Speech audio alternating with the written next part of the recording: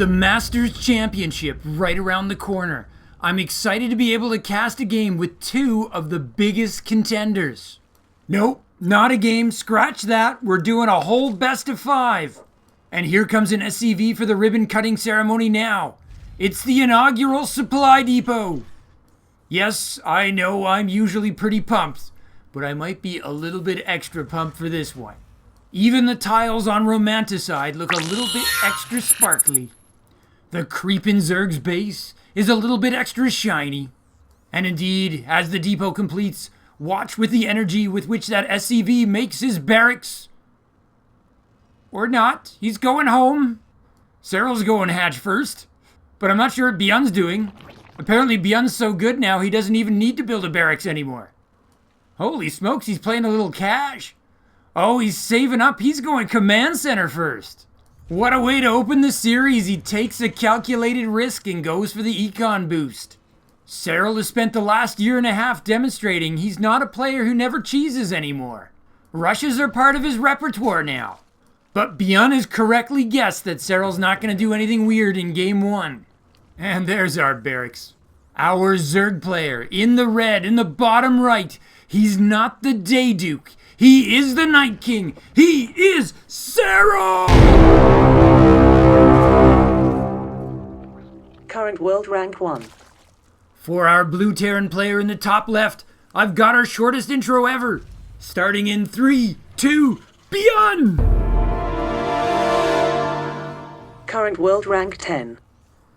Although 10 is high, that still sounds outrageously low to me. Oddshark has Byun at number 4, which is only one more than the number of barracks he's currently building.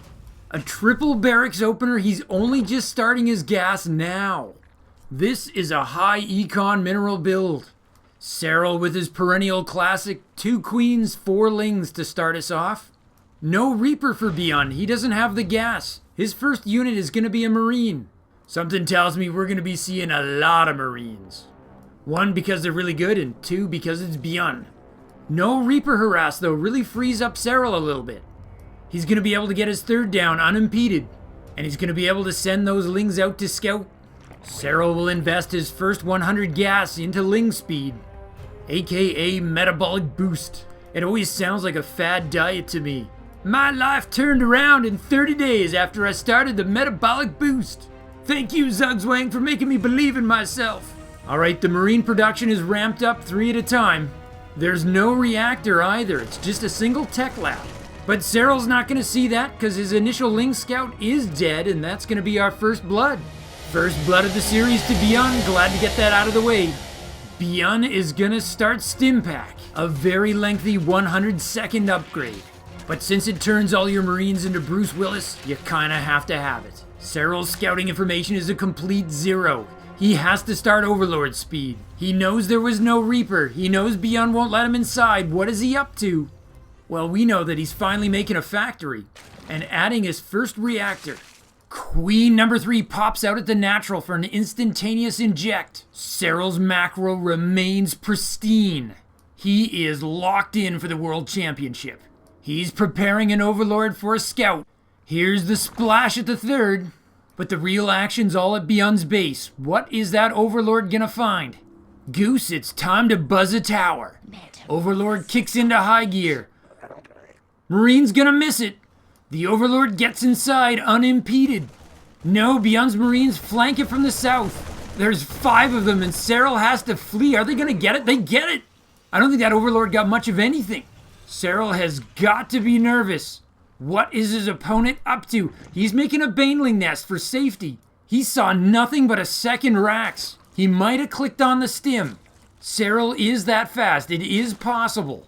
Byun is now making Marines 5 at a time. Serral's going to try to get a look from the other side. Byun has anticipated this. His Marines are in position. He might be able to see the delayed starport in production. Serral pulls back and saves his Overlord. Has he pieced together that there's a whole lot of Marines coming his way? Serral decides to start Lair Tech. He hasn't been spooked into making spores. This could be a quick game 1. That is a big streak of blue. Serral sees it now. Byun has 21 Marines already. Stim is done and he's working on combat shields. Serral stops droning and dumps all his larvae into additional lings. With no Hellion or Reaper harassed, Serral has great creep spread. It's so far up it almost looks like he's taken his fourth. But if Serral doesn't want to sack all those creep tumors, he's going to have to ride out into the field. Oh yes, he's going to come down from the ramp and fight. Byun pulls back. Even with that killer pack of Marines, he doesn't want to fight on creep just yet. Serral's allocated 4 of his 6 queens to this battle. That is a lot of transfuse energy for Byun to fight his way through. He's actually pulling back. Serral's hit 50 workers, he's got the econ lead, and his lair's just about done. Byun's satisfied with forcing out all those lings. He's gonna get his 3rd down. No, I'm wrong again, he's coming back. Oh, the vision blockers, it's a double surprise. Byun gets the better end of it, Serral pulls back this time. Byun is coming again, this time with combat shields and medevacs. His muscle just ramped up even farther. Serral has started baneling speed. That was the immediate point of the lair. Slow banes are almost useless against a guy as skilled as Byun, but banes do crazy damage against Marines. Oh, a nice delay pooping creep on Byun's 3rd base location. A smart move by Byun scouting it in advance. The creep might recede by the time his CC arrives. Okay, the famed Byun aggression is starting to roll here. Though when he's really at his best, he's hitting multiple locations. So far, every attack has been on that same fort, which actually has a hatch now, by the way. Here comes the slow banes. Meanwhile, Serral with the Ling run by. Serral's trying to buy time for his centrifugal hooks. Oh, it's a supply depot buffet. Byun's making Marines 5 at a time. He may not have an army at home, but he will soon. Oh, it's an SCV pull to rescue the depots. Centrifugal hooks away in 10 seconds. Serral's acting like a coiled spring here. Here he goes! The emerald fireworks start fast and furious. I wonder if Byun saw them roll at the very end there. But it wasn't enough. Byun gets the counter-strike. It's up to the queens and lings to save the hatch. Oh, the ling run-by returns! That was so timely. Byun loses a medevac and Serral will get the cleanup. Though his respite might be a short one. Byun's reinforcements are already parked just outside the creep, and this time he's bringing a tank. This is gonna totally change the dynamic. Serral finally gets that scout he wants off on the main. He uses an overseer. Oh my god, I love that tank's positioning. That is so protected. I know I've said it before, but Byun is a master of map terrain. Look at that. Serral is gonna take so much punishment getting that tank. And he has to get it. He can't let it stay there. It's giving Byun so much positional control. It's only 1 tank and it has the value of like 3 or 4. Byun is powering behind this attack. 2 more barracks and an armory.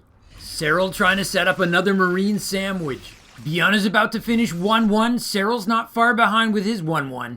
Both players seizing the double upgrades.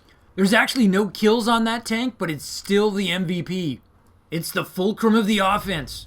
But Serral's got some offense of his own, another ling run by. He meets a depot wall. 8 Marines respond to the alarm, and they do chase it back. Oh, it's go, go, go for Serral. He sends everything in an attempt to dislodge the Terran. He is gonna get that tank. He's gonna get everything. The only Marines to survive are the lucky few who escape in those medevacs. With his first real breather, Serral is gonna drone up hard, 13 drones. And now he's going to try to press his advantage, but look at this! Byun has mined out the mineral wall. He's going to get himself a high ground 4th. This is a move we don't see nearly enough on Romanticide. Now, watch Byun make me look like a goof and you'll take a different base entirely. Is this a defense force for his 4th, or is this a new attack force? Regardless, he's up to 3 tanks this time. Yeah, Serral really wants to get rid of those rocks. Sorry, Granite, you've got to go. Ah, that's cute. The lings formed a sharing circle. What's not so cute is that Serral's planned a baneling drop. There's 4 banes in that, Overlord. Serral tried to take a 5th. He refuses to answer on the grounds that it may incriminate him. That looks like it was a little bit too ambitious. Byun's about to roll it over. But I want to watch the baneling drop. Oh my god, is Serral actually going to be able to hold that? He trades out his banelings. Does he have enough? I think so. The Marines are forced back and the lings will clean up the tanks. Meanwhile, Serral's making a Hydra Den and 38 lings. And boom! Only 6 kills. That looks spectacular. There's only about 1 million SCVs in the red there. And Serral's got 2 bombs left. And his 5th is actually going to be able to finish. Byun has failed to stop Serral from reaching that 72 worker count. It looks like Serral's going to be very comfortable going into the late game. Oh, Byun's so smart, using his medevacs to heal up his SCVs. So many players forget to do that. And because here comes the rest of the bombs. Boom and boom. 5 more kills. The missile turret does not stop it. Okay, Byun does take that beautiful 4th. High ground tanks are so hard to deal with. Certainly if your army's primarily Ling Bane. There's no Spire for Serral. And Byun is actually going to add in Liberators. His defense is going to get really crisp. The one thing Serral really has to like though is he's pushed his creep all the way up to that 4th base. Oh, it's going to be a Bailing Drop reload. Serral really going for the crowd pleaser tonight. Alright, Hydra is coming out on the map now. That's going to change the composition of this game.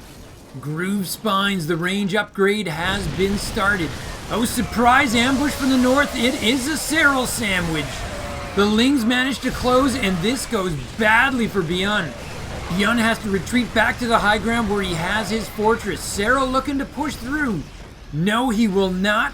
And the Liberators arrive to reinforce. Wow, we have gone back and forth for 11 minutes straight. Oh, the Bailing Drop is in the main. It's completely undefended. Only 6. These drops have been looking spectacular, but they really haven't been that big a deal. Byun trying again for the 5th. This time he's going to push with Liberators and tanks. Serral is mixing in his Hydras, but he doesn't have a lot yet. He doesn't care. He's just going to go. The Queens are going to deal with the Liberators. Serral just transfuses whichever one takes the hit. But this time, Byun's going to hold. Serral has to pull back. And the game is devolving into trench warfare. Serral has Hive Tech. He's going to get the Crackling upgrade. And he has a Viper. Oh, this time it's not a Bailing Drop. It's pure Ling. There's that Adrenal Gland upgrade. And there's the Hydra speed. Somehow, Byun is making progress. It's a battle of inches at this point. Byun's actually getting shots on that 5th. There's the Zergling ninjas. Here to assassinate unsuspecting SCVs in their homes. Byun really taking advantage of the narrow choke points on this map. He's covering them with liberation zones and tank fire. I didn't realize how close to the battlefront Serral's Hydralist den is. Byun chases away those Lings in his base. And the 5th is really under pressure now. Serral's gonna launch again. He drops blinding clouds on the tanks. Anything under that cloud has an attack range of melee. And if you're a tank, that means your attack is 0. Those Vipers really changed the dynamic there. The Abducts removed half the Vipers. Byun has got to be posturing now. He doesn't have the numbers to do this. Serral's Viper's cannibalizing the very hatchery that's under attack. His Queens better be transfusing that. Oh, these drops have been so annoying. Byun wants to rally all his Marines forward, but he can't. And now a surprise attack at the ramp at the natural. Is Serral taking away Byun's momentum here? It doesn't feel like it right now, but Byun is the player with the bigger army. He even has the worker lead. Oh, Serral's just started a 6th base. He's actually expanding in the other direction now. Byun just about has 3-3. He's going to take an upgrade lead. Oh, Byun's looking to deal with that poopin' overlord, but it's bait. Serral wants him to come down from his ramp so he can attack. It didn't quite work though. Byun was patient. Serral pulls back, splits his forces, and tries to set up another flank position. Fool me once, shame on me. Fool me twice, shame on you. Yeah, Byun sends a little squad to check for it this time. He's like pre-splitting his Marines for the Banes. Oh, and he's gonna try to entrench himself with missile turrets. It's not like Serral has a lot of air, but Byun either wants to force back the Vipers, or he's anticipating lurkers because he sees Hydras. Speaking of Vipers, this is no time for them to be sucking on straws. Byun is pushing forward. He's gonna threaten the 4th and the 5th simultaneously. That's gonna make this really hard to deal with. I almost feel like right now bunkers would be more useful than those missile turrets though. By the gods, the resources lost number is so huge. Blinding clouds go down, cracklings and banes abound. Serral just killing everything. Once again, Byun is going to be so happy he has a fortress to fall back to. Serral tries to drive up the ramp once again. He's got the banelings for that fortress. Oh, the extra CC denies me the view. He's like, close your eyes. I don't want you to see this carnage. That is big. Byun is very reliant on that fourth right now. His main and natural are mined out, and his third is looking pretty thin. Suddenly, Serral's pulling in way more minerals right now. As efficient as Byun has been, he's starting to pay the price of his continuous waves of attacks. Serral's lost a lot more, but he has been successful in his expansions. Oh, Byun's trying a little harass out here. I'm actually a little surprised we haven't seen more of this. It's not really like Byun to attack the same spot over and over and over and over again. I think it's because he really appreciates the terrain features in that corner. Oh, that queen's looking pretty lost. Oh, that's just sad. Oh, Byun's bio just stands over the corpse to have a debrief. You see that shell there? That was totally mine. Look at that, over 500 kills for Byun, only one of which is a drone. Serral is maxed out. He swings his forces to the other side. He's looking to mix it up. At this point, he's kind of out Byunning Byun. Surprise aggression in different locations. A baneling bust on the wall. He just sinks Byun's supply capacity and supply blocks him. But then the gentleman that Serral is, he solves that problem by killing a bunch of his units. And now Byun is no longer supply blocked. Serral's supply drops momentarily, but then he just makes 38 more lings. Oh, Byun did go for that fifth and found the Overlord pooping. He's going to try to get rid of it once again. I do think this is a trap. I'm telling you, Serral wants those forces out in the open. Oh yeah, look at that. He's like, there it is, let's get him. Ramps have been Byun's friend all day long. Serral wants an open field battle. Oh, very nice concave for Byun though. Or at least it was until the Emerald Fireworks hit it. Carnage, carnage everywhere. This time it was not that efficient for Serral though. He lost a lot of supply and depleted his bank, making 58 more Zerglings.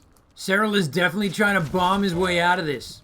We've seen that many times before. Once Serral hits 200, he loves to trade with Banes. His units become cheap Pokemon cards or comic books.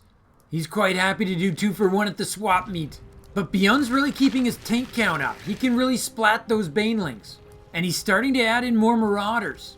Serral has added a Lurker Den. That's going to give his composition a whole new threat level. But Byun's not thinking about that right now. He's just like, oh my god, I've got access to some minerals. He drops 1,000,000 mules and tries to suck up his fifth. Yes, I really like how Byun is going heavier on the Marauders and tanks. It's going to be great against the Banelings. But Serral's like, that's yesterday's paper. I've got Lurkers now. Check this out. Remember those missile turrets you built way too early? I bet you wish you had them now. Oh, and parasitic bombs on the Metavacs. Only 120 damage over 7 seconds, but it affects everything in the radius. Byun has to split. Serral's showing us all the Viper tricks today. He's officially used all 4 of its spells. Hey, do you think this could be the game where I finally get to see Microbial Shroud in a professional game? Oh, there's those Vipers sucking on straws again. People, this is not the time. Oh, those high ground tanks are making life rough for those Lurkers. And it's buying Byun time at his new 5th base. Once again, it's up to the Vipers. It's the power of a Dux to rip apart Terran defenses. The Vipers are going to work on the rocks. Serral would love to have a second access point into Byun's 4th. Byun has finished his Ghost Academy. He's adding in ghosts. It's been a long time since Byun's been able to mix in any new tech. The rocks are going to go all David Copperfield. Were they ever really there? It's a fake out. Serral attacks the other ramp. And I believe that takes us to Crimson Zone times 2. 1,000 kills. Our brave digital warriors are dying for my amusement. I am a horrible human being, but boy do I love it. And I bet 990 of those deaths were all in the upper right-hand corner. Oh, Serral is not that happy with the value he's getting out of his Lurkers. He's just invested in a double Spire. Some new ghosts pop out, and look at that. One shot, 170 damage. And then he executes his own trapped SCV. Those evil ghosts are like a firing squad. You can't afford to waste any supply on a trapped SCV. Serral adding a Nidus network. He's really expanding his tech options.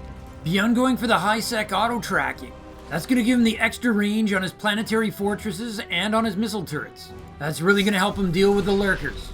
But I think Serral's got an air switch planned here. Those lurkers cost him a bundle, and he really didn't get very far with them. Oh, Serral taking that upper corner base, that's high risk. But it's not like there's that many base locations left. He did take his high ground base. Just like Byun, he mined out the mineral wall. Serral's maxed and he's building quite the bank. He's gonna go after the wall at the natural. He goes right into the tanks with his lurkers. The Vipers have ducked some, but they can't get them all. The ghosts are there. That did not go good for Serral. That was the opposite. That was a costly engagement. Byun's been waiting for that for a long time. Serral's gonna spend a bunch of that bank remaxing with lings. So much for giving up on lurkers. He's picking up the rest of the upgrades. But he's also started a greater spire. I'd love to see broodlords here. They would be so good against tank marine. Oh, look, it's Starcraft art. A command center schematic over top of an unfinished nexus. Oh, Byun's gonna wreck it. It's like the hatchery's wearing a Halloween costume. Anywho, the reason why I really like the broodlords is that Byun only has a single starport. It's gonna be so hard for him to make Vikings. Oh wow, that actually supply blocks Serral.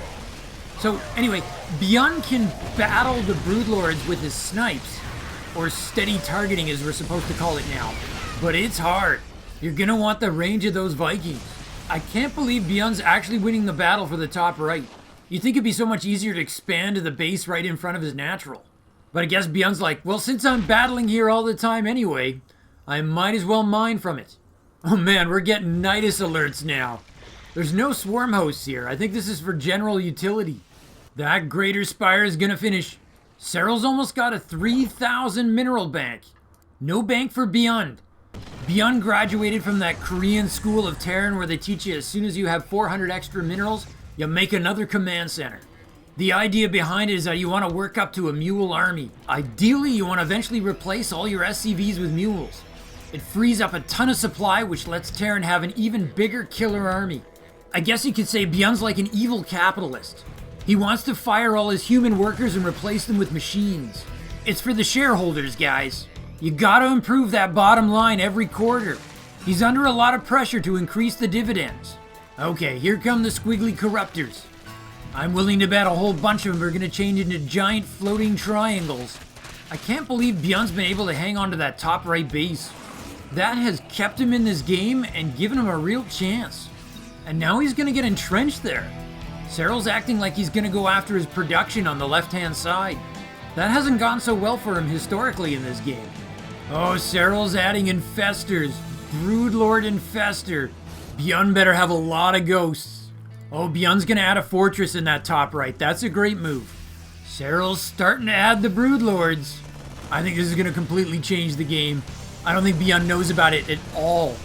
If he did, he'd be making Vikings right now.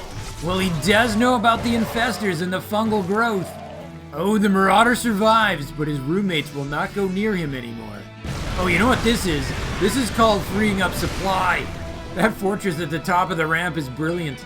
That little excursion, though, lets Serral make 7 more broodlords. And I, for one, will be quite stoked to see them in action. A lot of Zerg players have shied away from them after they got the old Nerf bat. I was happy that it gave rise to a lot of lurker play, but I do miss the flying triangles. I do fear the broodlord. I don't know about you, but whenever I'm at an aquarium and I see a manta ray, I'm like, ah, Zerg invasion! Yep. Broodlords are the reason I've been banned from SeaWorld. Anywho, our floating triangular manta rays of death are making their way. They've got their floaty babies and they're making their presence known. Oh, Byun does not miss a beat. He's already started his first Viking and he started an additional starport. But that's still gonna give Serral a huge window. There's Byun's second starport coming up, and there's his first one. It's empty. Right now, Serral doesn't even need a corruptor escort for his broodlords. Just the infestors. Okay, here we go. Double Viking production underway. I know in theory you can handle this with ghosts, but in practice I just don't know how. Serral's just being surgical here. The ghosts come up to respawn and the infestors shoot them. Now there's a little bit of a range drama going on here. The ghost steady targeting has a range of 10. Infestor fungal growth has a range of 10. The broodlord leash range is down to 9. It got patched from 12. And that number is the exact same as Viking range. Oh, and those EMPs that Byun's adding in there to deal with the infestors. And Vipers. That also has a range of 10. And that is a lot of expensive tanks feeling rather useless. They're trying to get out of siege mode. The Liberator is feeling safe, but there's Vipers out there. In theory, the Fortress really helps. Oh, there goes the Liberator. I was going to say the Fortress makes a big difference, but there's just so many Broodlords. Serral pulls his Broodlords back to recharge. He almost plays them a little bit like swarm hosts. Whenever they're on cooldown, he thinks about their safety. Oh, and as long as I'm geeking out about range, I should probably include the Spore Crawler. It has a range of only 7. So, in theory, if microed correctly, the Viking can shoot the Broodlord without getting hit by the Spore Crawler. But I think Serral's plan is just to abduct all the expensive units. Meanwhile, Serral has expanded on the left-hand side of the map. Byun continues to hold his natural. It's just that there aren't any minerals there. There is that one base left that he's saved just outside his natural. He might be thinking about expanding there because whether or not he holds this top right base, it has become a complete combat zone. Ugh, Serral is abducting the Vikings faster than Byun can make them. That is not good math. Okay, great move here. Byun is gonna take that base he's been saving. Just gotta get rid of that pesky Zergling. Which means Serral knows about it. He's sending an army over to the left. Wow, Serral's sure glad he built that Nidus worm for a quick transfer of units. Sorry, I'm a sarcastic jerkwad. Those Broodlords are getting pretty confident. They're getting right on top of that fortress. Serral's using his queens to keep those Broodlords alive. And I think Byun's fortress is just about toast. Oh yeah. This is the stuff of Terran's nightmares, right here. I wonder how big a Broodlord's supposed to be. I looked it up, and the wingspan of a manta ray can actually get up to 7 meters. So there may actually be Broodlords in real life. So take that, SeaWorld. So at this point, Serral's got a bank of minerals well over 8,000. Byun's starting to wonder where his next meal's gonna come from. Unless he can generate some offense, I think he's in so much trouble. Serral's just throwing all caution to the wind. He's just looking to crush Byun now. Oh, and did he miscalculate how many ghosts there were? He's forced to pull back. But he's got to be happy with the damage he's done. Here's Byun's plan B. This is taking the Mule Hammer to a whole new level. I count 10 there. I think it's nice that the mules come in biodegradable packaging. It's good to know that the Dominion is so eco-friendly. Okay, so everybody, and I do mean everybody's transitioning over to the left-hand side of the map. I think Byun's too busy to realize that Serral's actually mining right next to him. Oh, if those Banelings get that gaggle of ghosts, this game could be over. But once again, Byun holds. And Byun even managed to supply block Serral. His max supply has been limited to 196. Can the Night King get by with such a vile restriction? The creep is almost right up to Byun's base. Oh, Byun's found Serral's expansion. This is what he needs to do.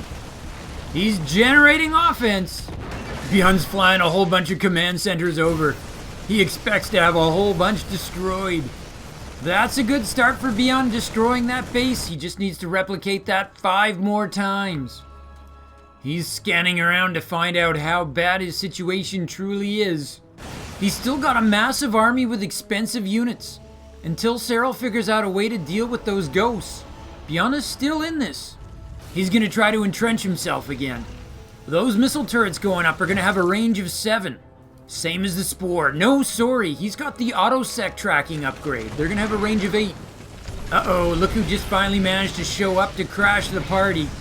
The Broodlords are here and they're eager to replicate what they did last time. Yes, these party crashers are definitely going to trash the place. Byun has dropped so many mules right now that he's actually outmining Serral. It didn't hurt that he killed one of Serral's top producing bases. It's conceivable, not likely, but conceivable that Byun could find a way here. Byun's only got 31 workers left. His economy really is based on mules at this point. Oh, Serral's gonna take his trophy in the top right. He fought hard to get that location. At this point, there's only 3 bases left on the whole board of Romanticide that have any real amount of minerals to them. The xenobiology of this game is so weird. You'd think a broodling would grow up to be a brood lord, given that it looks like a mini brood lord, but no. Their life cycle ends after 6 seconds, and the brood lore comes from the corruptor, who looks absolutely nothing like it. Byun hasn't made a new tank in a long time. He's really going all ghost marine. He's really gonna live or die by his snipe micro. Serral's finishing off the last of his numeric upgrades just because he can. Oh, Byun killed the top right. That's hilarious. It took Serral 20 minutes to do that. Byun did it in 20 seconds. But it's Serral who's maxing out once again, this time with Lings. He remakes that base on the left-hand side. It's gonna be seen. Byun can't miss that when he's got a missile turret there. Serral's gonna remake in the top right. He's got nothing else to spend his money on. His bank's almost hit 7,000 minerals. Forget building a bank for Byun. He'd be thrilled just to be able to max out. Our players have simply got to be exhausted at this point. This has not been a passive game. They've been trading shots almost the whole time. Now, I don't want to eliminate all the tension out of the game here, but can I put forward a theory? Just speculation, but what if Byun knows that he's lost? And what he's really doing is he's dragging this out for the purposes of the next game. Serral has to expend the same amount of mental energy to close out this game. He can't make mistakes, because if he does, Byun's going to be back into it. But if Byun just turtles, he can do that with a minimal mental investment. I mean, who really knows how his mind works? He might be taking a mental picnic right now. He's sitting at home, he could be watching YouTube videos on another screen while he autopilots this. Again, I could be way off. Byun might just be such a fighter. He knows he's come back against far worse situations. It's not out of the question that he could do it again. He's not prepared to give up. Oh, this is awesome. Byun knows he was never going to hold this base, but he decided to grab it for as long as he could just to mule the crap out of it. At this point, every mineral you mine is not just one for you, it's one you're stealing from your opponent. They're practically sharing bases at this point. I don't know if you noticed this, but while I'm waxing on, Byun actually has a tank with 35 kills on it. That is a kill machine, especially when you consider how unlikely it is for a tank to survive right now. Byun has been very efficient. I think he's actually got over 1,000 kills at this point. I'm having trouble imagining that the game is going to last long enough, but we might actually hit a triple crimson zone. Oh, big time fungal on the ghosts. Oh, they survive the Medivacs distribute antifungal pills. Oh, we are so close to 1,500. We are going to get there. We are going to hit, yes, come on, come on. The triple crimson zone. You may not care. It's just an arbitrary number. I know. But it's a personal first for me. 1,500 dead digital warriors. If we laid their bodies end to end, they could encircle all of New York. Okay, I totally made that stat up. But given how stretchy Zerglings are, I think there's some flexibility in there. Okay, Serral says we hit our 1,500. Time to end this. He just starts crushing that poor little bio ball. And then Byun comes back with a ton of snipes and forces him to leave. This is getting a little bit repetitive. Oh, but Serral thinks so too. He's not making more Broodlords. He's making 76 Zerglings. Who wants to bet they're all going to be Banelings? Byun grabs that mid-left base. I don't think Serral cares. I think he's going to try to finish this. The Night King turns on the taps on that mega bank he's built up and starts making 37 Banelings. I think he's going to bathe the entire map in acid. Yeah, this is going to be beyond the legal limit. Serral does not have a permit for that many Banelings. Look at that insanity. Byun's mules are pulling double the amount of income. Remember earlier when I was impressed with 10 mules? I am so past that now. The Zerg's ability to surprise with a complete transition is just really one of its best weapons. I think the Broodlord's role now is really almost one of bait. They want to get the ghost to come forward as close to the creep as possible. And then the green horrors are going to do their thing. Serral's like, wait, where is everybody? Byun's actually moved one base over. Lings attacking the mules. The Marines show up and the Lings just bury themselves. Okay, so I may have been wrong about the bait thing. The Broodlords are really chewing everything up here. But that might just be because Byun never actually took the bait. He's retreated back here to the high ground. Oh, he's calling down more mules on top of the buried Zerglings. That's awesome. Are they gonna ambush or are they gonna play it cool? Oh, Serral just pops up a couple. He saves a few for the next wave. The Marines think they solved the problem and they go back. Mostly though, I think Serral just wants the vision that they provide. If he has to battle Byun up on the high ground, it's nice to have those Zerglings positioned there where he can see. Byun is now down to 8 SCVs. I'm not sure he cares. I feel like we're waiting for Serral to pull the trigger here. And I think he is! Banelings are rolling! Byun's pulling his bio back! But this time, I don't think there's enough room for him to retreat. The splits are good, Banelings dying all over the place, but I don't think it matters. Byun's supply is decimated. Serral claims the last functioning base. Oh, and yes, Byun taps out. Serral takes game 1.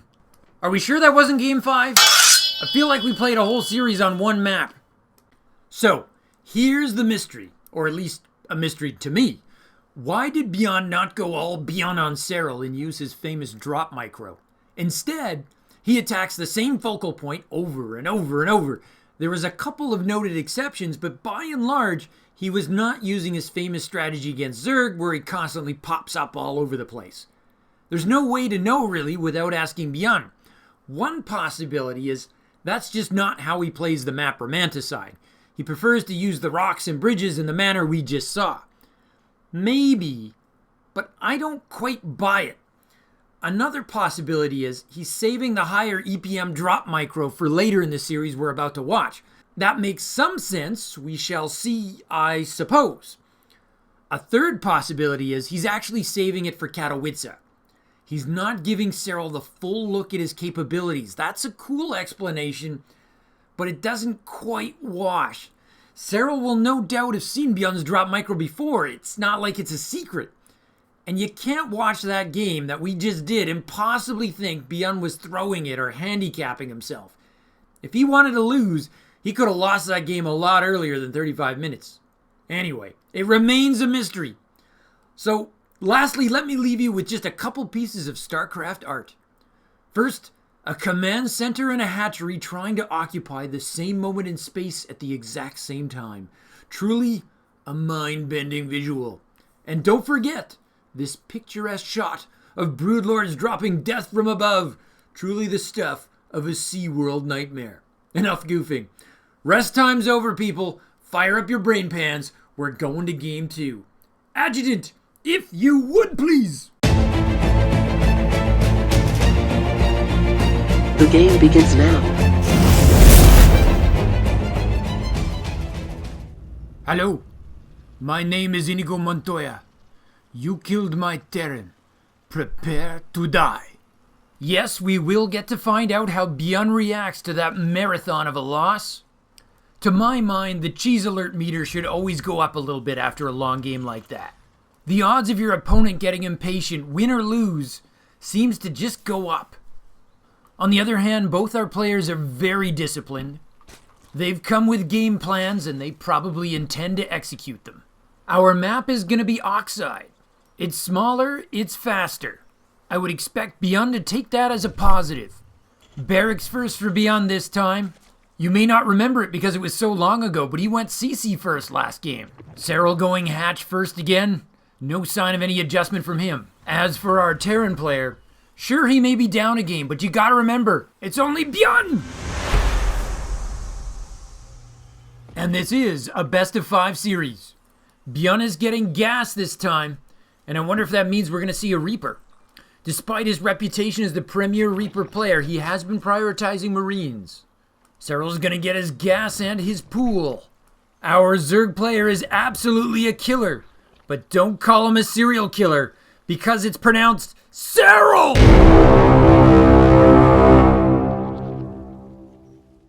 Nope, it's not a Reaper first for Byun. It's a Marine Expand. There's no question in my mind that Byun's favorite pasta sauce is marinara, because once again, I think he's going mass Marine. Can we just ignore that made no sense at all? It made sense in my mind about 4 seconds ago. Instead, let me distract you with the fact that Byun just started to build a reactor and canceled it. That's not part of his build. He's just switched to a factory. He has no scouting information at this point. That was either a mistake or he spontaneously has an intuition. Meanwhile, Serral has decided to shock us by going 2 queens, 4 lings. And now Byun's rebuilding that reactor. I think it might have just been an accidental cancellation. I'll stop reading into it. I suppose of larger significance is that neither player is scouting. Serral's gonna take that third. For those of you who are really big into naming things, it's called the linear third, as opposed to the triangular third, which is the other option available to Serral. Most Zerg players we see opt for that linear third. They prefer to expand as far away from their opponent as possible. Aggression from Terran in the early phases of the game is a big part of when Terran is strongest. Anything a Zerg player can do to delay that phase of the game, they will. Serral's gonna send in a ling and get his first look of his opponent. Byun doesn't know it yet, but he's sending out a Marine to greet him. This exact same ling was the first blood last game. This time, he's gonna learn from that experience and escape. That little guy wants to live long enough to know the joy of ling speed, which Serral has started up. Byun's factory is gonna donate its tech lab. It looks like he's gonna be giving it to the starport. We could be looking at Banshees, Ravens, or battle cruisers. Banshees being the most common I would expect for Byun. But Zugzwang's wrong again. Byun has started a fusion core. When will I learn to stop the predictions? And when will I stop trying to talk in third person? Am I like the king of my keyboard or something? There's the pustulant pop of Serral's third base. Wait, Byun is making a Banshee. Or is that just a smokescreen for Serral's overlord to see? Yeah, Serral's trying to scout in here. He's been working on a Roach Warren blind, but now he's gonna sack a slow overlord and see what info he can get. Oh! Byun is not gonna allow it, so says 5 Marines, which means Zerglings get to sneak in the base and grab that first blood. I wonder if Serral is suspicious that Byun pulled all his defense just to block out that overlord. That Banshee has been cancelled, because the fusion core is done. Battle Cruiser is on the way, but the real story is what Serral's got on the way. He's just made 9 roaches. Okay, so roaches not so great against battle cruisers, but they're pretty solid against unstim Marines. Serral could have a window to crush Byun before that battle cruiser really gets anywhere. Oh, Byun's headed out early with his Marines. If he gets the intercept, that's good for him. If it's ships passing in the night, that's really bad for Byun. He did not see that roach. The armies have different attack paths. They are not going to meet in the field. Serral's adding a ton of lings. He is going to have a defense. Byun will too if his battle cruiser actually arrives. Byun sees the peril. He's headed home. But now his forces are trapped in no man's land for several seconds. Byun pulls his SCVs to the main. He needs that wall to hold. The Marines do arrive. They're able to distract Serral's forces. Distract nothing. Serral decides to crush them. He traps the Marines. He gets them all. Serral just takes a huge lead. He breaks the wall. The battle cruiser is here though. Byun is massively supply blocked even after losing all those Marines. Serral goes right for the inner wall at the top of the main. The battle cruiser's getting the kills, but will they be fast enough? The Ravagers are the priority. The SCVs and mules are here to tank some shots. And I mean tank literally because Byun has one in his main. He kills the last Ravager. Oh my god, Byun could actually hold this. The econ damage has been huge though, 19 dead SCVs. The third command center is destroyed, the second is gonna need a liftoff. Or that 14 kill battle cruiser is gonna chase away the lings. Oh, and Byun's making a Banshee, for real this time. So clearly I was right all along. You never lost faith in me, did you? Never. Serral's adding spores. He either clicked on that starport during the battle or he's expecting a tactical jump. He's got 1 spore at each of his 3 bases. Here's the follow-up floodlings. They might claim that tank, but that should be about all they can get with that Banshee present. Oh, they are inside. That's some stress damage. Serral leads in the worker department by 17. That's translating into a huge mineral advantage for him. Byun's battlecruiser gets the cleanup and then it does the tactical jump. He does it blind. He has no scout. He pops out right on top of the Roach Warren and in range of a spore. Serral has 5 queens and he's about to go up to 7. He's kept them all back for defense. The battlecruiser finds himself all alone and in very hostile territory. He liked it a lot better when he was back at home shooting lings that couldn't fire back. That battlecruiser does have 31 kills, that's pretty cool. Unfortunately, none of them are drones. Serral's starting lair tech. Byun's got a Raven on the way. Byun's a real equal opportunity starport kind of guy. He's sort of making one of everything. But when it comes to his racks, he's pretty sold on the Marine. The battlecruiser leaves Zerg territory with 1/3 of his hit points left and nothing to show for it. Conversely, Serral's starting double Evo chambers and taking his queen count up to 9. There is nothing to like about Byun's position right now. The only thing he's got going for him is the fact that he's Byun. I don't think floodlings are going to work anymore now that the Banshee is left at home. Look at that tank placement. But Serral's not relying on just floodlings anymore. He's finished his lair and now he can get roach speed. And he's starting +1/+1 to go with it. Byun hasn't even found the architectural designs for his engineering bay. And after that battlecruiser's disappointing effort at harass, Byun is going to send out the Raven to see if he can have more success. I think that battlecruiser should be going home to repair with 9 queens out there. Floating around anywhere on the Zerg side of the map is pretty dangerous. Oh, in an effort to prove me wrong, the battlecruiser almost bags himself an overseer. There's a pretty sweet autocannon. He doesn't care about that spore.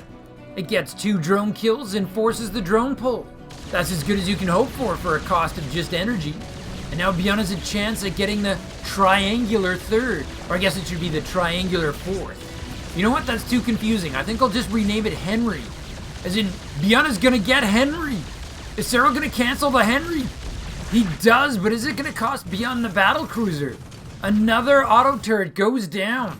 Serral remakes Henry immediately. And the battlecruiser gets away. That auto turret got another 3 drone kills and another drone pull, by the way. That Raven has been far more successful than I would have imagined.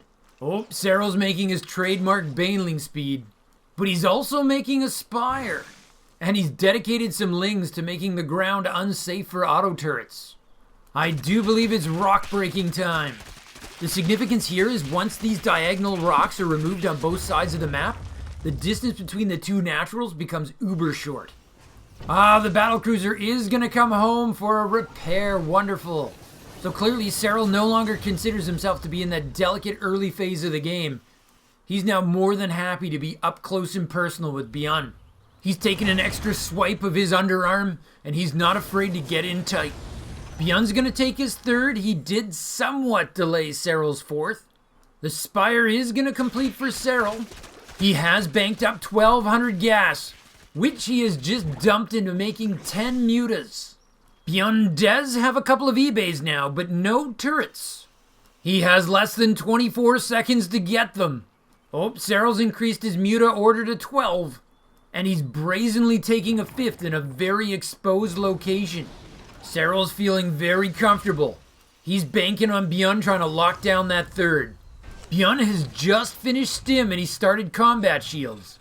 Serral has Ling speed. This is going to be his full-on mutiling Bane. The flock is airborne. Serral just needs to get them in a stack. Oh, and said stack is going to converge right on top of Byun's Banshee. That is unfortunate. As efficient as that Raven has been for Byun, I don't think it's enough anymore. Oh, is missile turretless Byun gonna show us how you can defend against mutas with Marines alone? This is so hard to do. Kids, do not try this at home. This is for trained professionals. Wear your missile turrets at all times. Oh, that autocannon's in a sexy position. But there's queens at that natural, so it's not gonna get too much done. Okay, so Byun is adding missile turrets now, and a second factory. Oh, Serral's mutas have come all the way home to deal with that Raven. So we can add to that Raven's accomplishment list that he's bought the Terran army some additional time, which Byun has used to get himself an offensive position. He has gone full on attack. That is gutsy and quite possibly one of the few things that could actually work at this point. Byun is far behind, but if he can keep Serral trading away from his production lines, maybe he can switch things around. Oh, is the battlecruiser gonna... No, it got away! I was gonna chastise Byun for leaving his battlecruiser out in the open like that. But he just bought himself even more time muta-free. And now if he can leapfrog his tanks 1 or 2 more times forward, he could be in a position to get something done. But Serral knows he's in a position to make a gazillion banelings. Serral's like, I don't care if I lose 50 supply, but I know that you will. Byun with a solid high ground position. This should be a tough take for Serral, but he's really got the tools to do this. He's got the mass bane and the mutas, and he's patiently encircling Byun. Suddenly the Terran forces are getting stretched like an elastic band, and I do believe Serral means to do some snapping.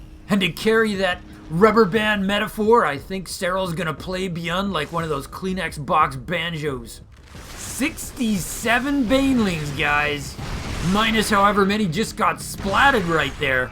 Byun's expertly gotten range of that hatchery, but I'm not sure he appreciates the sheer girth of the Zerg at this point.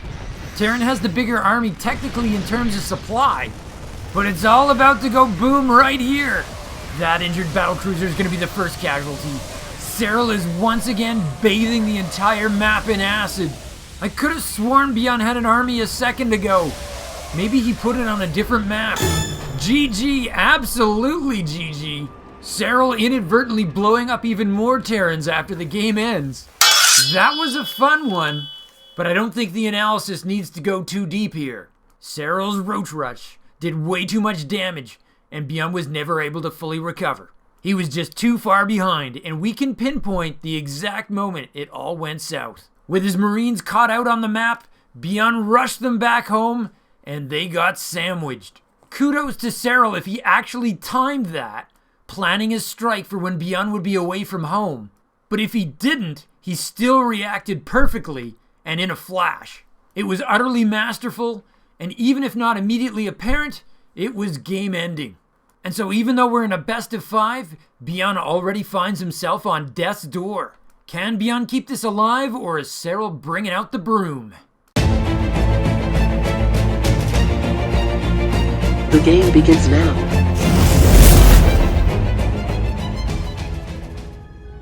Oh, bad news for Byun here.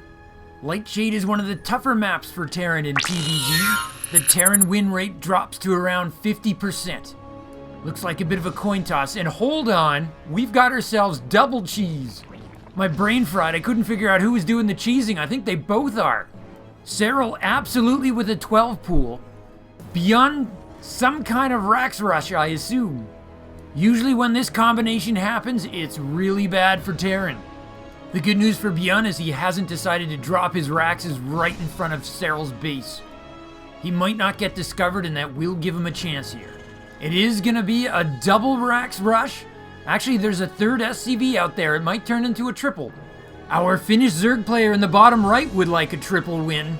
That would seal the series. He is Serral! Serral has taken both his gases. That tells us he could be going for Ravagers. There's that Roach Warren. This now gets interesting. Byun might have a short window to hit before Serral's ready after all. He's back in this, but his play needs to be beyond. It needs to be beyond! Ready to plunder. Why go double Rax Rush when you can go triple? Rax number 1 is done. A Marine is in production. SCV heads home to grab some minerals.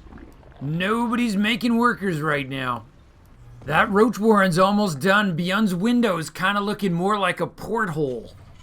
He is preparing a wall, though. He's not going all in on his rush. He's given himself somewhere to fall back to. But what he doesn't yet know is that wall's going to be hit by caustic biles. He's bringing up an SCV, possibly to add a bunker to his rush. He's about to see there's no natural, and he is not going to be happy about that. Byun sends up an SCV to take a look. 2 roaches are already out, 2 more in production. Byun's going to see that. Technically, see it and die might be more appropriate. That's our first blood.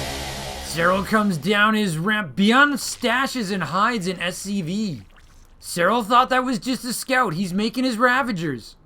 Byun pulls up his stakes and heads home. Byun is absolutely scrambling, but there is a plan.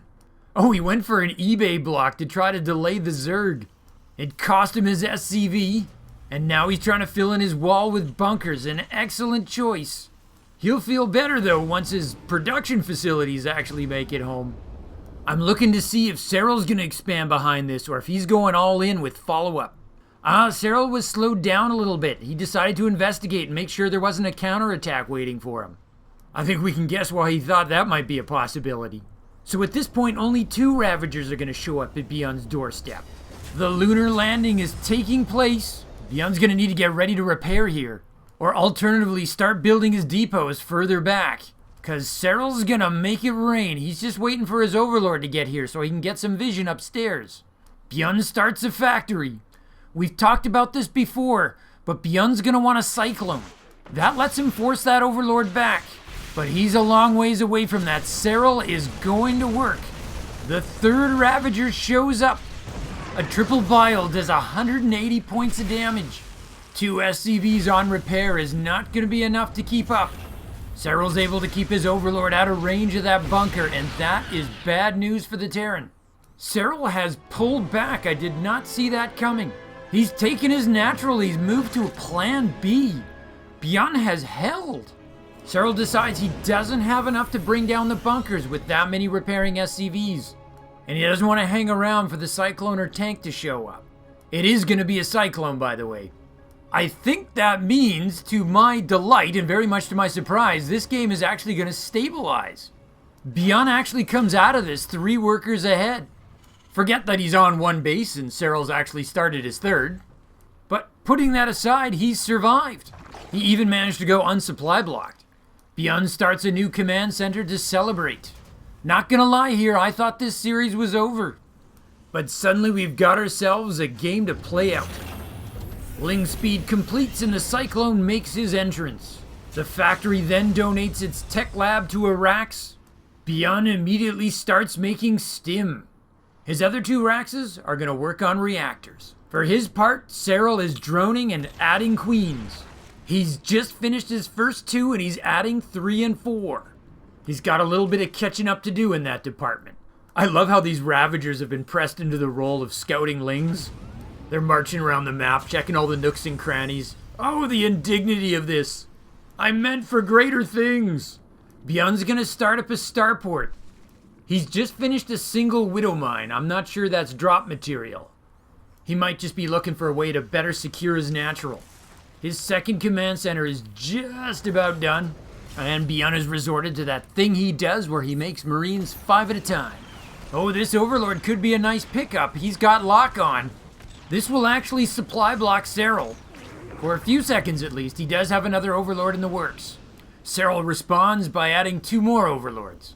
Byun is finally going to take his natural. Serral has started layer tech. That's going to happen at his main. Oh, Byun's found another Overlord. He's gonna get it too. Serral's got a ton of Overlords on the way though. But still, every penny he can force Serral to expend will help him. Oh, look at that. Byun has his Cyclone drive over top of his Widow Mine so he can better hide it from view. Oh, it's a show of confidence from Byun. He likes his Marine count. He's canceling his bunkers. Stim is finishing up. That could be why he's feeling secure. And he's got double medevacs on the way. Serral's hit 46 drones at this point, though. And even though his Overlords are dead, he saw enough to know what's coming.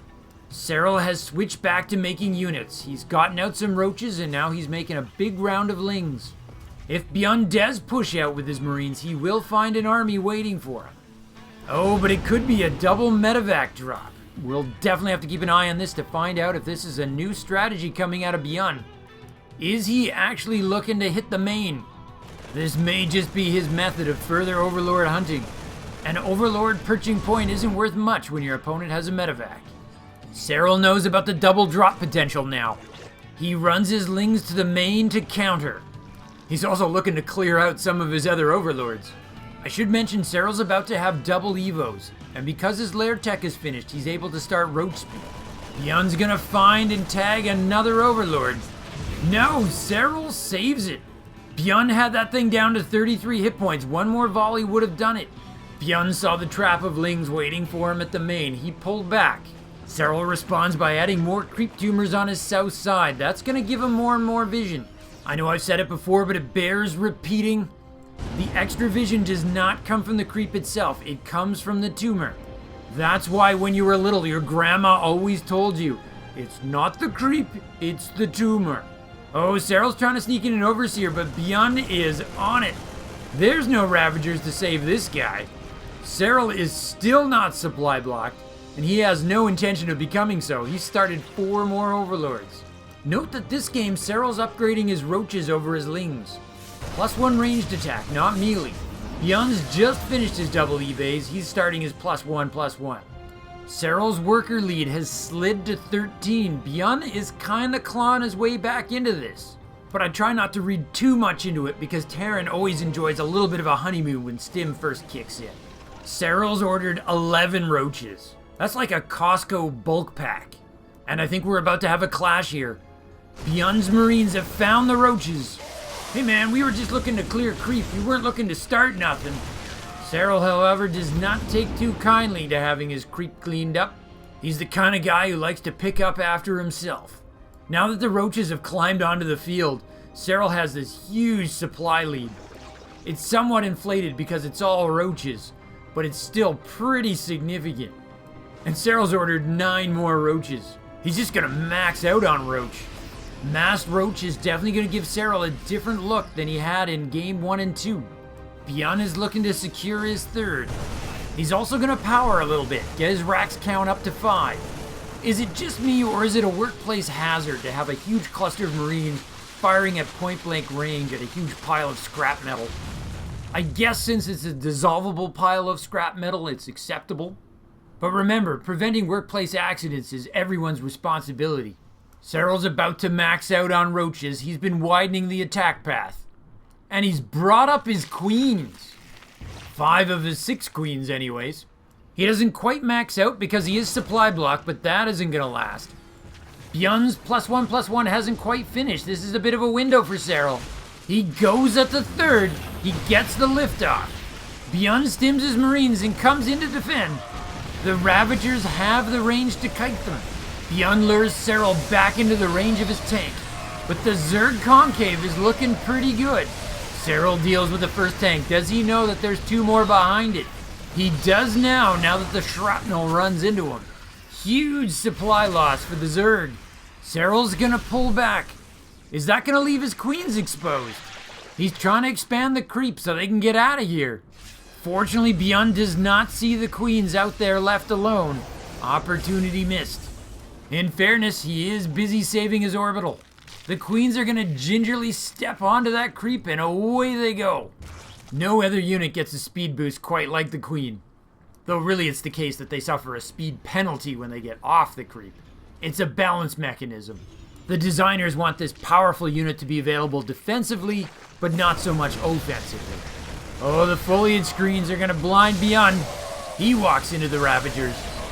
The Ravagers are very excited to see those Marines without their tank escort.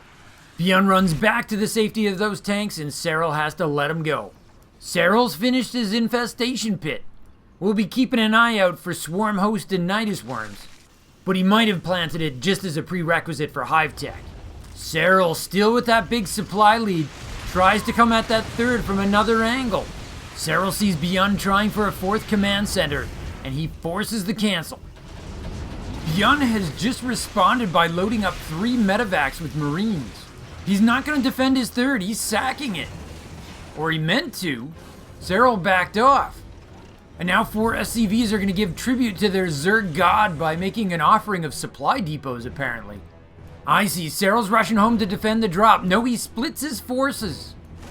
Byun's drop unloads surprisingly far back. He goes to work on the creep tumors. Serral's matching Byun's splits. He's got 1 set of roaches going after the Marines, 1 set going after the 3rd. Oh, the Zerg gods are displeased by their offering of supply depots. Clearly they prefer burnt offerings, or at least dripping in flaming acid. The queens tried to come up again, but this time they've been caught. Byun stims lustily and mows them down. Will that last one get away? Yes. Oh, High Ground Infestor drops the fungal growth. Clearly that infestor thinks he's a tank. Byun's medevacs with the save on the slowed Marines. That was actually a really cool exchange just there. Serral maxed out is building up his bank. Byun is making an excessive amount of command centers. Serral has gone and made that Baneling nest, and he's getting Baneling speed for it. Also +1 melee. It makes yon Banelings go boom even harder. Byun is gonna unload those Marines and give himself a chance to heal them up. They need to take their antifungal pills. Oh, I love this. Serral's gonna bury a roach. One in each of the 2 likely expansion spots for Byun. And that lets his roaches heal at the same time. Serral finishes his hive tech and he goes to town, starting with an Ultralisk Cavern. But also adding a Viper, he's been so good with those. And starting up the Crackling upgrade. Byun surprises Serral attacking from the north and picks off a hatchery. Well, forces the cancel to be technical. Serral's creep is crazy good at this point. The entire center of the map is covered. Those roaches are not getting past that thicket of tanks. Serral's working on the +3 armor upgrade. I really think he sees Ultras as part of the solution here. Once they get all their defensive upgrades, the Marines do not do a lot of damage against them. Byun has seen the signs, or he knows the timings. He's already starting to mix in some Marauders. Serral's darting his army between the 2 major attacking lanes. Byun has definitely figured out why he can't get his 4th down. He sends a squad to deal with that buried roach. First though, he gets his tanks into position. The whole exercise actually cost Byun 2 scans. Not bad for a single roach. Oh, that Marine medevac force that sniped that hatch is looking for a sequel. No, it skips the hatch, it's going for the natural or possibly the main. Meanwhile, Serral's still trying to crack Byun's defense. Marines dropped in the natural, there's 2 queens there. Serral reinforcing fast. Oh, Byun picks his target, goes for the Ultralisk Cavern. He's gonna get it! He halts the upgrade! That one takes 79 seconds to do. And it costs 300 resources. And the cavern's another 350. That's a nice punch. Oh, Serral's pissed. He's so angry his roaches have grown little spikes on their back. Actually, that's just a graphic that means his roaches now have the tunneling claws upgrade. They can go into submarine mode and dig underground. You don't see that upgrade so much anymore. You used to see it all the time. Anywho, Serral's actually building 2 Ultralisk Caverns. He's got a massive bank, he can afford the redundancy. And he's adding a spire too. Oh, nice of ducks. Just in case the Ultralisk Crackling thing doesn't work out, there's always Broodlords. Oh, Byun's tanks are just entrenched. Serral cannot crack in there. But Byun's starting to face the problem he had in Game 1. Serral is just too big and he's got so much money. It won't be long before he's got a complete remax in his back pocket. There's our double Ultralisk Cavern. There's the spire. Serral's even throwing down some turrets. But for Byun, there's no problem you can't solve by making more Raxes. I think he's going to be wishing he had a Ghost Academy pretty soon, though. Oh boy, it's time to play the Hunt for Red October. Who decided it was a good idea to give Zerg cloaked units? Before Byun destroyed that Ultralisk Cavern, Serral actually started 3 Ultralisks. That was a great reflex. I mean, he's got a new cavern now anyway, but he made sure he didn't lose the chance to get some Ultras. It'll be some time, though, before they actually have the chitinous plating. And that's a really important upgrade, because it raises the Ultralisk armor from really good to unstoppable. Oh! There were 8 Marines on board that flight. A very un-Byun-like moment. And now Red October has made it inside the natural. He's even got a separate squad going for the main. Tunneling roaches still make contact with buildings. This means they can get past lower depots, but not raised ones. Byun's gonna clean up the first squad, but I don't think he knows about the second one. No, he hasn't guessed that Serral split his forces. No, he has. Byun totally faked me out there. He pretended not to know so he could deal with it one group at a time. I love it. But as well handled as that was in the end, Serral's really just trying to free up supply so he can make more Ultras. Which he now is. Along with 8 more drones for that shiny new base he's built in the top right hand corner. Byun's added in Liberators. We saw how useful they were to Byun's defense in Game 1. We saw though that Serral dealt with them with Vipers. Which he already has. Wow, that is a nightmarish and diverse glob of Zerg units. Okay, chitinous plating is done. It's time to showcase these ultras. Fortunately, what else is done is that Ghost Academy. Byun does have his first generation of ghosts out there online. If ultras have an Achilles heel, it's gotta be the Ghost Steady Targeting, aka Snipe. Byun is almost maxed at this point. He's adding in a few last minute tanks and medevacs. And then a couple of ghosts to hit 200. Serral's just kind of hunting around for upgrades he doesn't have yet. And here we go, ultras into the breach. The tanks are splatting away. And the marine stim fungal growths hit the marines. And then the corrosive bile follow-up is so deadly. Both sides lose 30 supply. But that is gonna hurt the guy with the 7,000 mineral bank a lot less. Serral orders 54 lings and remaxes. Byun orders 4 ghosts. And of course another command center. You've always got to have another command center. This is like that certain someone who always has to go shoe shopping. I mean, how many pairs do you need? Yeah, I mean, sure, command centers are good, but priorities, people. There's 54 lings coming. And I'm waiting to see how many of them are going to turn into banelings. Oh, and Serral's making another spire. It could be a redundancy thing, but I think Serral forgot he already had one. I think we can forgive him. The dude's got a lot on his mind. If he can find a way to close out this game, he will take the series. But finishing off Byun is no easy task. If he fought tooth and nail in game 1, how is he going to be in a game that could end the series? Well then, perhaps not unlike game 1, Serral's going to take every base on the map. In response to Serral's attack, Byun adds another command center. At this point, I think it's his form of retribution. He's like, Hail Hydra. Every time you kill a command center, I will just build 2 more. I'm like, that's a lie. You'll build more anyway. Well, if Byun doesn't want this to end up like game 1, he's going to have to do the impossible task of getting on the offense. And that means he's going to have to fight on creep, because the creep is just about everywhere. 36 banelings in production. Byun can split like every single marine, and Serral can still roll into him. I admit, I was not expecting a muta transition. Byun does have turrets, and he's got a healthy supply of ghosts. Oh, it's banelings away here. So while I'm teasing Byun for his command centers, he's showing off how effective they are. They were choking off the banelings' travel routes, while the tanks just hammered them. Serral did not get his value. Byun winds up with a supply lead, and courtesy of the mule hammer, he temporarily is pulling in more minerals. That won't last though, because Serral has most of the map. But if Byun can chain together enough of these spikes of victory, he can forge himself a turnaround. Now this is a good use of Serral's mutas here, picking off tanks. The Vipers have been highly effective, but that's a lot of work. Oh, I see. So if 36 banelings didn't cut it, Serral's gonna try 51. Wow, he just completely remaxed on Banes. I think the theory here is you can't dodge a baneling if the entire map is bathed in acid. Serral's plan B, or C, or D, by the way, is he's making a greater spire. Plan A, though, is more banelings than you can imagine. There are more banelings on this map than there are states in America. Let us see if Byun's command centers can save him from this. We're rolling. Tanks are splatting. Bio's retreating. Serral's losing supply like crazy. He hits. He catches 2 big packs of bio this time. The tanks are getting revenge.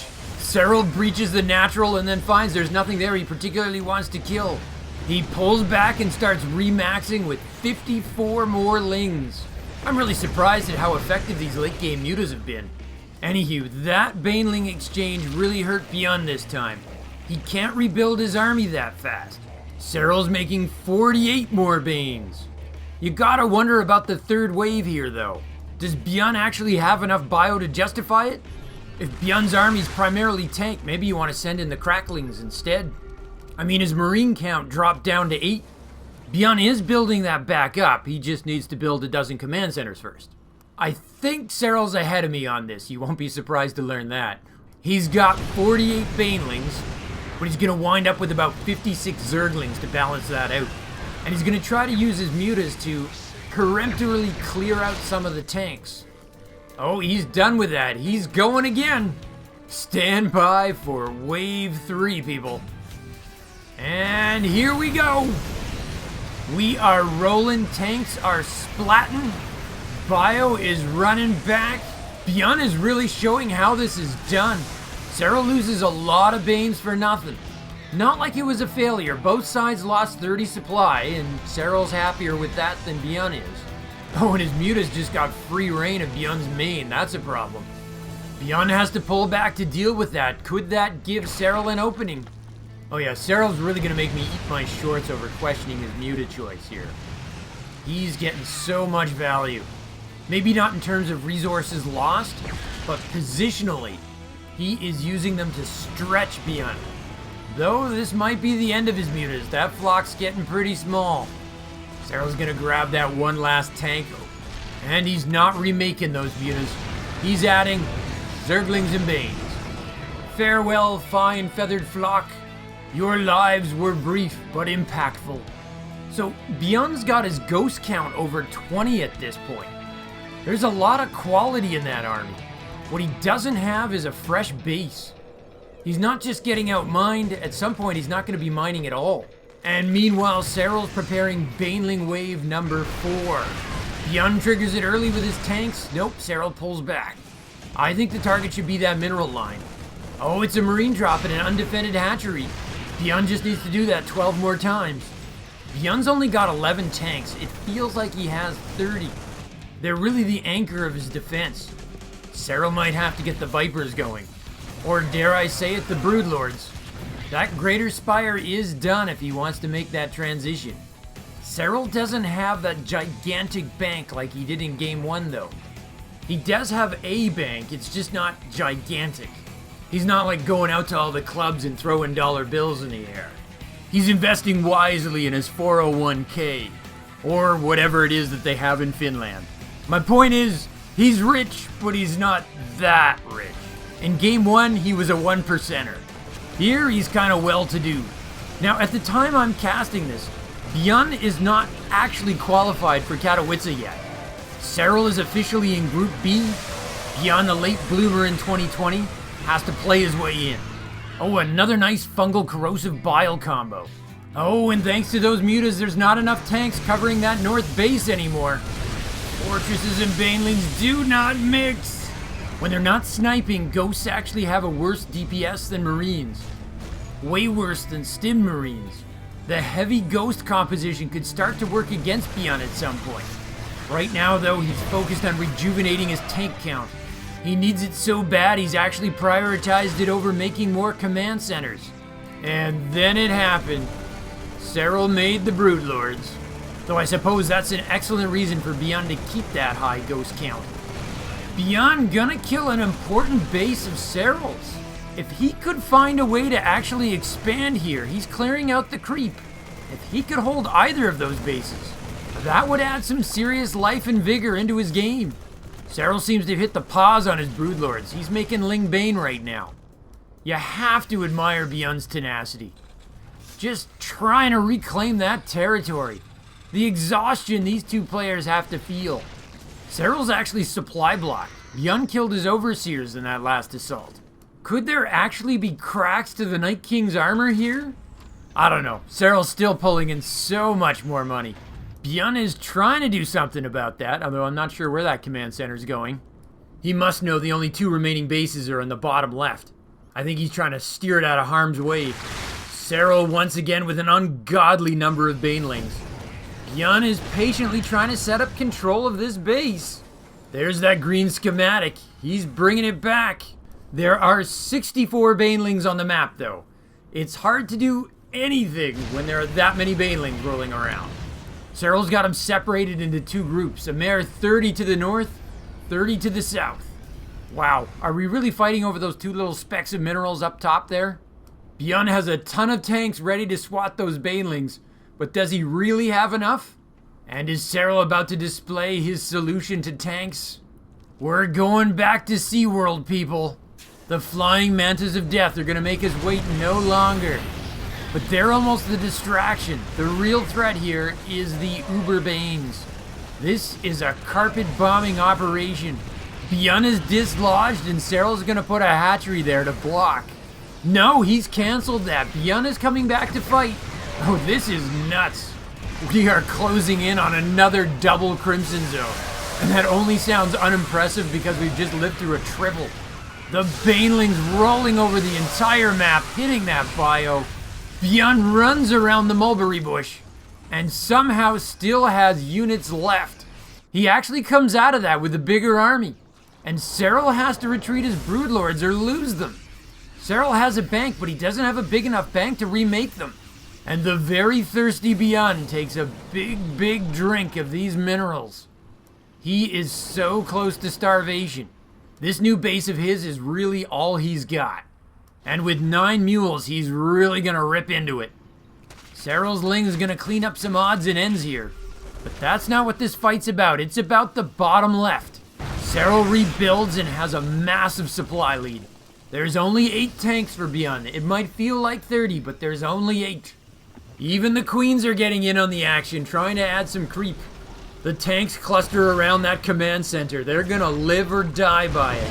The infestor hits the fungal on those ghosts. Serral pounces. The tanks fire. The broodlords are moving up. Are there enough broodlings to stop the bio? The bio is disintegrating. It's GG. Serral takes the game. He takes the series. It is a sweep. It is the broom. But do you really sweep somebody if it takes an hour and a half?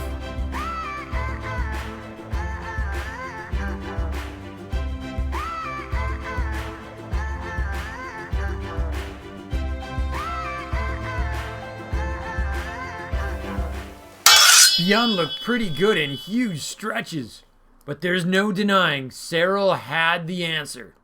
Anyway, this series is a great little lead up to Katowice, the new Super Bowl of Starcraft. This might be the longest series I've ever attempted to upload in 4K. So hopefully I managed to get it up before Katowice is over. It's hard to imagine that this game actually started as a triple Rax rush / Ravager rush.